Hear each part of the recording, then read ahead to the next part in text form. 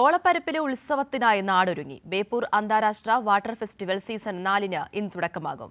ജനുവരി 4, 5 തീയതികളിലായി ജലസാഹസിക കായിക മത്സരങ്ങളും പ്രദർശനങ്ങളും കൊണ്ട് നാടുണർത്തുന്ന മേളയുടെ അവസാനഘട്ട ഒരുക്കങ്ങളും പൂർത്തിയായി.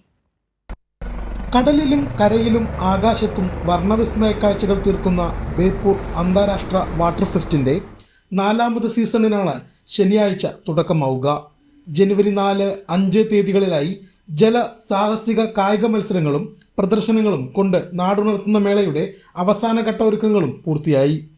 ജല കായിക ഇനങ്ങളും ഭക്ഷ്യമേളയും പട്ടം പറത്തൽ മേളയും ഡ്രോൺ ഷോയും മറ്റ് സംഗീത കലാപരിപാടികളും അരങ്ങേറുന്ന ഫെസ്റ്റ് സംസ്ഥാന വിനോദസഞ്ചാര വകുപ്പും ജില്ലാ ഭരണകൂടവും DTPCയും ചേർന്നാണ് സംഘടിപ്പിക്കുന്നത്.